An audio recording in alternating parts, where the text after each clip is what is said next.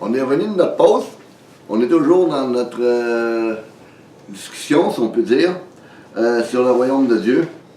On vient de voir c'est qui, par les versets bibliques que j'ai énumérés précédemment dans l'autre vidéo, c'est qui le Messie. C'est le roi des rois, le Seigneur des seigneurs. Jésus est le reflet de la gloire du véritable Dieu.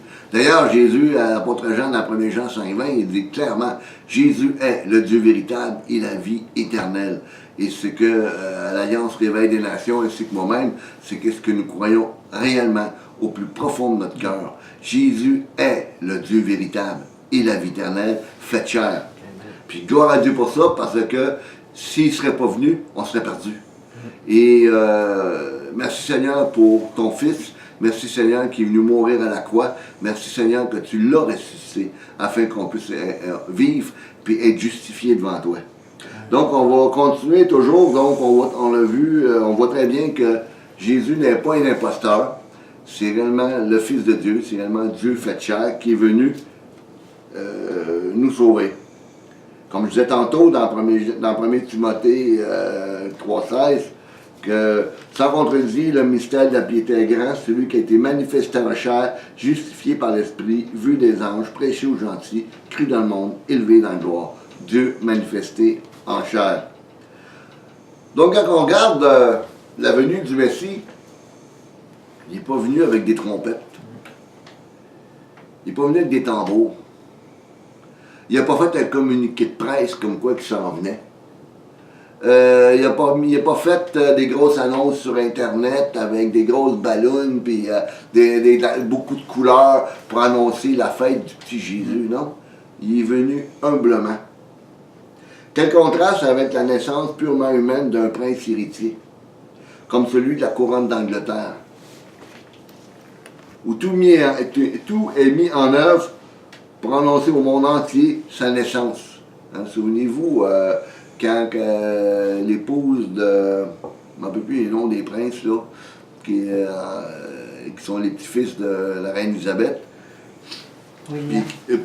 William, puis comme quoi que... Édouard. Édouard? Ouais, donc, quand sa femme allait accoucher, hein, tout le monde a su dans le monde entier, la presse, un bébé, un garçon, ainsi de suite, un héritier. Mais Jésus, rien. Rien. Je ne sais pas c'était quoi les médias de l'époque. Je pense que le journaliste n'existait même pas. Mais il n'y a pas eu de trompette. La seule chose qui est arrivée, c'est que Dieu a annoncé sa venue qui venait ici-bas à des humbles. Ces hommes-là, c'était qui? Des bergers. Ces gens-là, qui bien souvent, n'avaient pas le temps d'aller à la synagogue parce qu'ils étaient tout le temps pris avec le troupeau, dans le champ. Et ça me fait penser, comme ça, les pharisiens disaient, en parlant des bergers, c'est maudits qui ne connaissent pas la loi. Et pourtant, Dieu s'est manifesté à eux, à de humbles bergers, qui étaient pauvres, qui ne savaient rien que faire ça, garder des moutons, garder. Pourquoi? Parce que Jésus, lui, plus tard, et puis Dieu même, dans le fond, il se reconnaissait en eux. C'est lui le berger, de Psaume 23. Jésus a dit d'ailleurs, je suis le bon berger. Il n'a pas dit mon père est le berger, ou je suis un berger parmi tant d'autres. Non, je suis le bon berger. Jésus s'identifiait à l'Éternel, le bon berger de l'Ancien Testament, dans le Psaume 23. Avoir une autre belle preuve que Jésus est le Père incarné, fait chair. Donc on n'avait pas tout mis en œuvre pour lui, dans l'hôtellerie. Notre Créateur, le Roi des Rois, il n'y a eu aucun égard, aucune trompette, aucune caméra, aucun regard sur lui. On l'a même refusé à l'hôtellerie. Le seul endroit disponible, c'est une humble crèche, avec des animaux autour, avec une odeur probablement qui était peut-être désagréable. Ça sentait sûrement le fumier là-dedans. Hein? Puis ainsi de suite. Et puis il a fallu que des plus tard que les mages aillent le voir. Vous savez, quand on parle on est dans la période de Noël bientôt, puis qu'on voit les rois mages dans la crèche, c'est carrément pas biblique. Puis les rois mages, quand ils sont venus voir Jésus, il y avait probablement 2 ans. Donc, ça, c'est une autre histoire qu'on pourrait parler à un certain moment donné. Cependant, revenons à notre parabole, de notre texte d'introduction, qui parle du levain, qui fait lever toute la pâte. Moi, je la comprends, cette image-là, pour quand j'étais plus jeune, j'étais pâtissier, boulanger, j'avais étudié en pâtisserie, et je savais c'était quoi le levain, et qu'est-ce que ça faisait. Le levain, on le mélangeait avec la pâte, OK? Et afin que c'était de la pâte qui avait fermenté à un certain moment donné, et qu'on le mélangeait avec d'autres sortes de pâtes plus fraîches, afin qu'elle puisse être battue, puis être capable de s'étendre dans toute la pâte. Donc, comme le levain, à la naissance de Jésus, s'est effectué en silence, et ça éclate. Hein? Mais avec une promesse certaine de l'accomplissement du plan de Dieu. Ce que s'est fait, cette image du levain, ça s'est fait tranquillement. Jésus, c'est qu'à l'âge de 12 ans, et qui apparaît au temple, puis on voyait qu'il savait beaucoup de choses, puis que les parents, à un moment donné, ils l'ont cherché, puis on dit « Hey, on te cherche, ça fait si longtemps, mais ne savez-vous pas qu'il faut que j'accomplisse qu'est-ce que, dans le fond, qu'est-ce que mon père veut? » Jésus, déjà à 12 ans, il savait déjà qui il était. À 12 ans.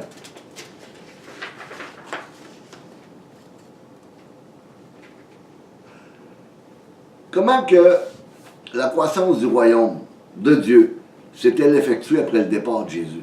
Qu'est-ce qui s'est réellement passé? Cette parabole veut nous mettre en garde contre le désir de changement trop rapide de notre société. Puis, comme on va le voir dans qu'est-ce que je veux étaler un petit peu, c'est qu'on fait beaucoup de choses. Hein? On va le voir à l'Église, beaucoup de choses qui font en sorte qu'on veut épater la galerie, puis on veut attirer les gens, ainsi de suite. Et pourtant, c'est le Saint-Esprit qui ajoute à l'Église ceux qui sont sauvés. Puis Dieu, il est patient. Comme la pâte, elle s'étend tranquillement, le levain s'étend tranquillement, Dieu use de patience envers nous, afin que nous puissions être sauvés. Il pourrait détruire la terre comme ça. Il pourrait refaire tout. Puis je recommence à neuf, hein, comme un potier. Hein, vous savez, un tour en potier, là, avec une pédale, là, pour mettre la glaise, pour former un beau vase. Puis si le vase, il commence à se promener d'un bord puis de l'autre, le potier va faire quoi? Il va écraser sa pâte, l'argile, puis il va recommencer à en faire un autre. Dieu aurait pu faire ça. On était une pâte qui n'était pas bien agréable. Parce que Dieu, il avait fait des vases d'honneur, des vases d'usage vil. Puis on était des vases d'usage vil. Il aurait pu tout recommencer. Tout. Puis il ne l'a pas fait. Pourquoi? Parce qu'il nous aimait. Donc, Dieu est patient avec nous. Puis cette parabole a un lien direct avec la patience de Dieu, puis aussi avec on ne peut pas changer la société. C'est nous qui devons être une odeur agréable. Sinon, les gens, qu'est-ce qui va arriver? C'est qu'ils vont voir rien de la religion. Ils vont voir ça, c'est un baptiste, c'est un pentecôtiste, c'est un magnoniste. Ils vont dans une église, ils parlent dans son petit Jésus, là. Puis après, on n'a aucun impact dans la société, parce que le sel qui est supposé être jeté autour de nous pour donner de la saveur, mais le sel est resté dans sa salière.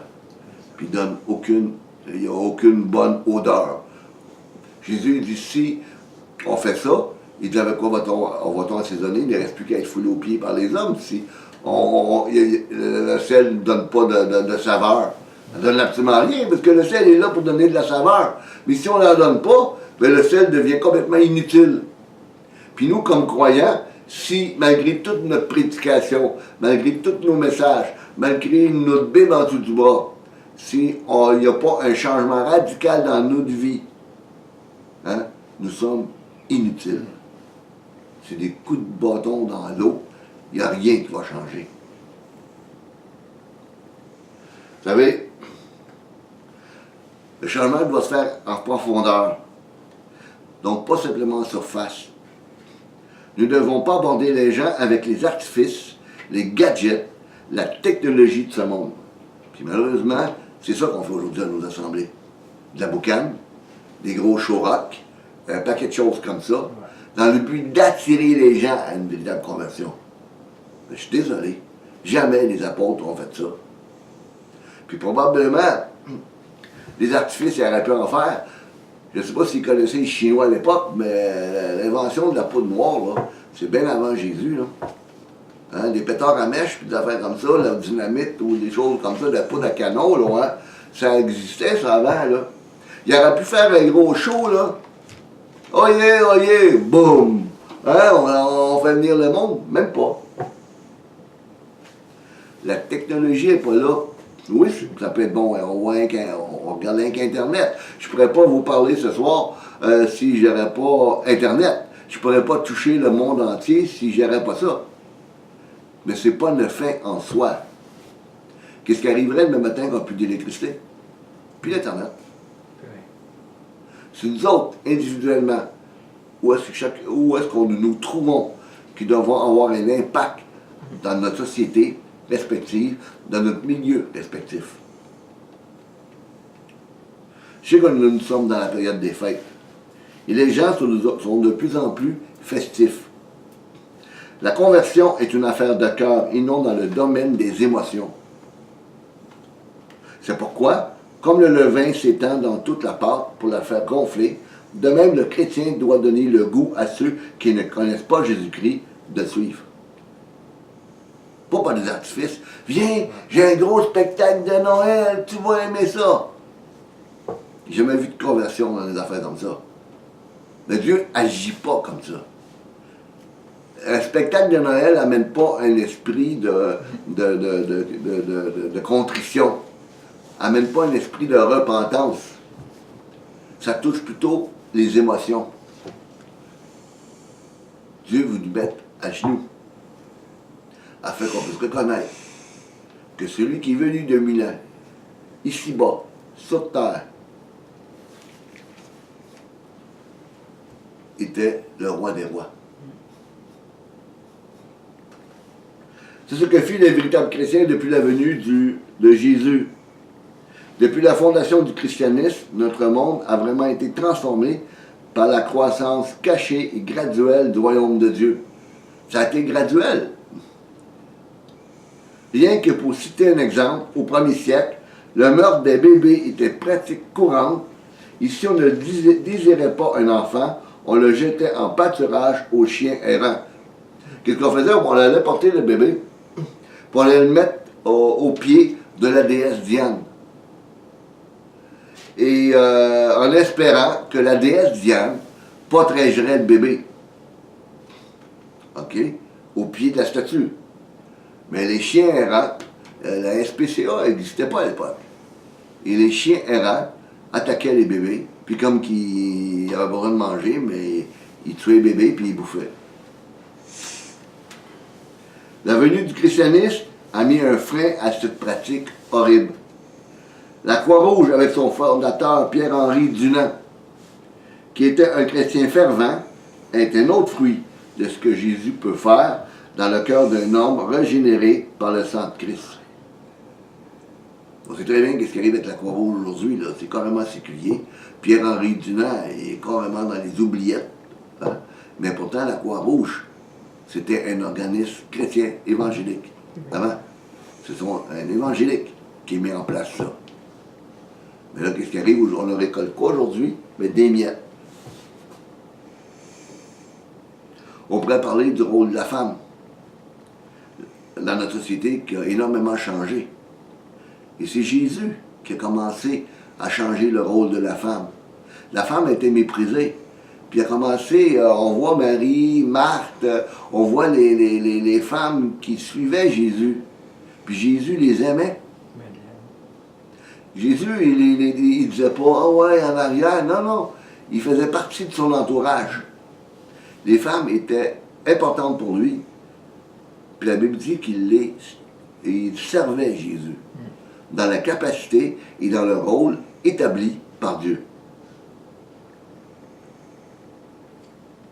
La liste pourrait être longue des changements que le christianisme a pu apporter au sein de notre société. Malheureusement, il y a une croissance négative qui démontre aussi le levain. Malheureusement, l'homme a une mémoire courte. Il a oublié ce que le christianisme a fait. Nous sommes en train de refaire les mêmes erreurs qu'au début de l'ère chrétienne et nous sommes en train de fermer la boucle. On est en train de mettre le nœud. On est en train de retourner en arrière, carrément dans le paganisme. Notre barbarie, comme société, est simplement plus sophistiquée. On a simplement mis un plaster pour cacher la culpabilité. À l'époque, les chiens qui étaient errants, où est-ce que les enfants étaient massacrés, on pouvait les voir dans la rue comme ça, se faire bouffer par les chiens.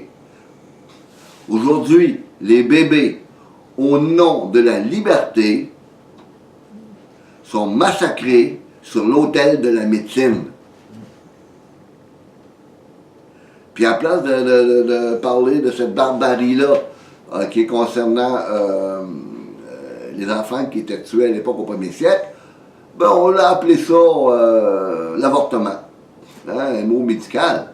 Mais c'est pas mieux qu'à l'époque de Moloch, à l'époque des Juifs, à l'époque de Josué puis d'autres places, à la même période, où est-ce qu'on offrait les enfants à Moloch. Moloch, c'est un dieu païen, c'est un démon, dans le fond. C'était une grosse statue qui avait les bras tendus comme ça.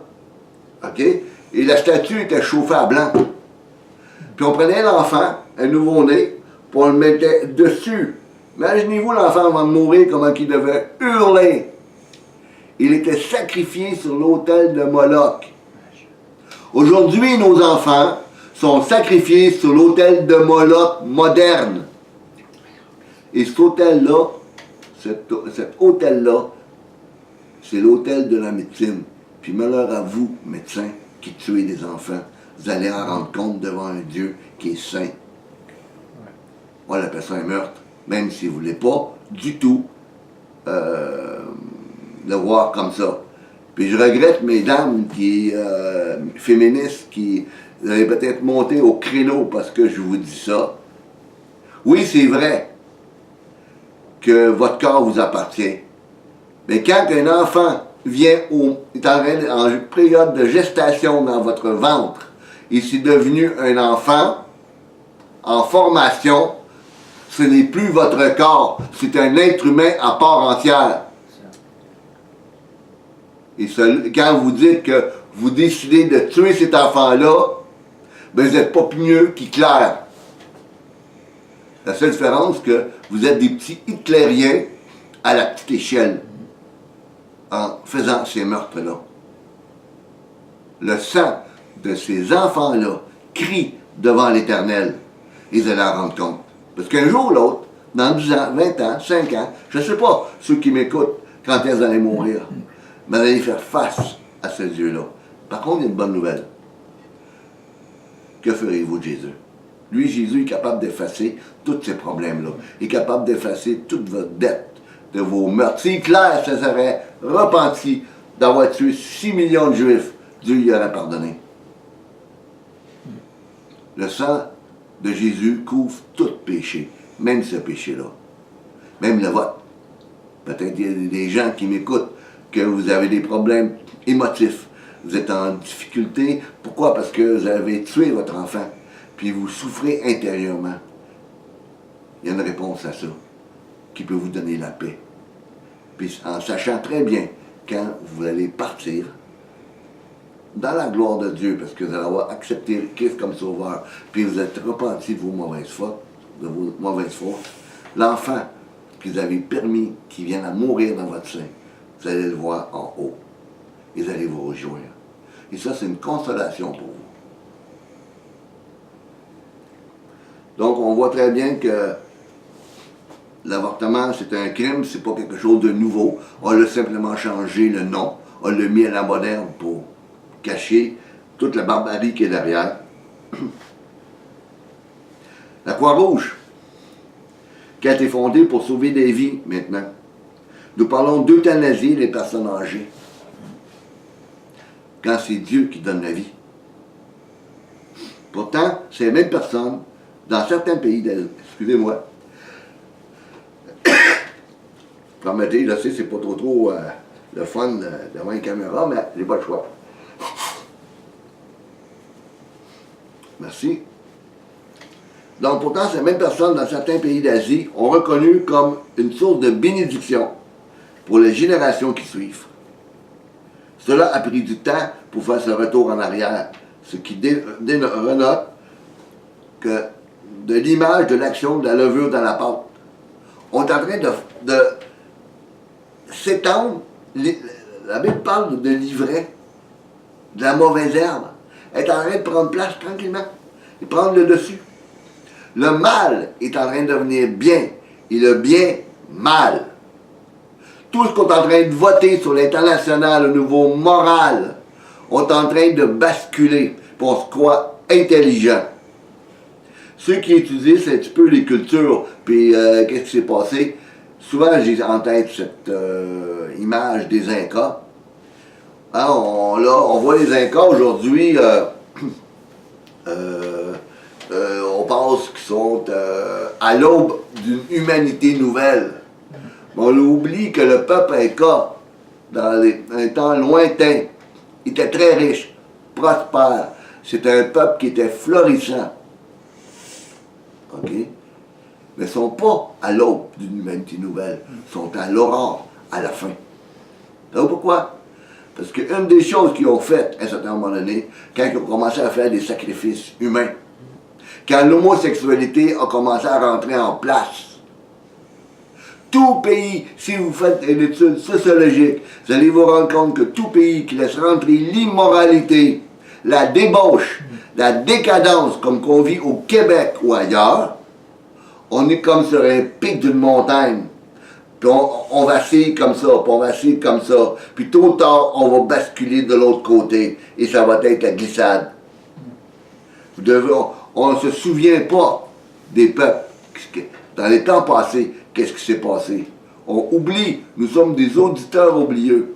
Puis pourtant, si on oublierait, si on ne s'est pas oublié, on se souviendrait de notre histoire, on ne répéterait pas nos niaiseries.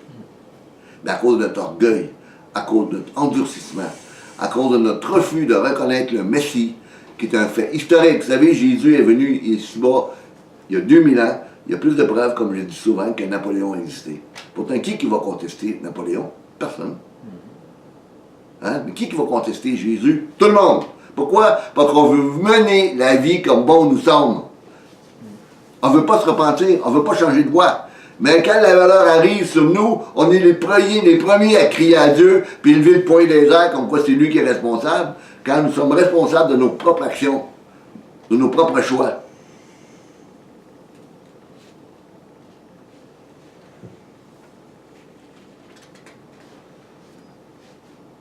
Donc, quand nous examinons la pâte après quelque temps, nous voyons la levure faire son travail, donc, lentement.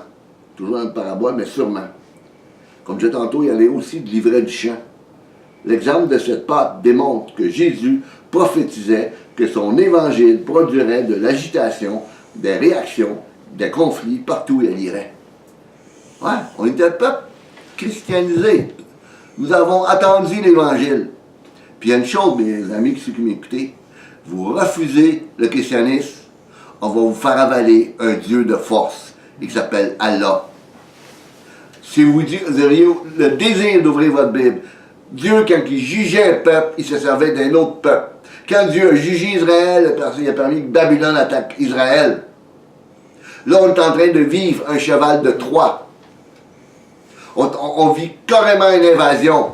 Pas une immigration, une invasion par des traîtres. Puis je ne les nommerai pas. Qui fait en sorte qu'on a des ennemis. Je ne dis pas qu'ils sont tous ennemis. Je ne veux pas faire une amalgame. Mais une bonne partie, c'est ça. Le but, c'est islamiser le Québec, islamiser l'Allemagne, islamiser l'Europe, etc. Par la force. Charlemagne, en 795, avait stoppé l'avance musulmane à Poitiers, en France. Sinon, l'Europe aurait été musulmane. Et aujourd'hui, on ouvre nos frontières et nous allons en payer le prix. Pourquoi? Parce qu'on a mis Jésus dehors. Vous ne voulez pas de Jésus de Nazareth? Vous ne voulez pas de ce sauveur-là? Mais on va vous faire accepter notre Dieu, qui est pas mal moins clément.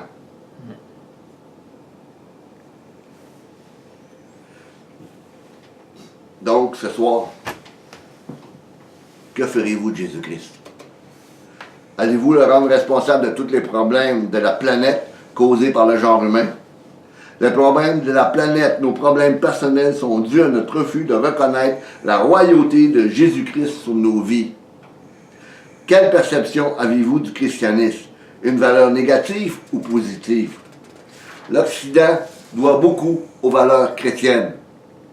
Alors ce soir, que ferez-vous de Jésus-Christ? Que Dieu vous bénisse. Amen.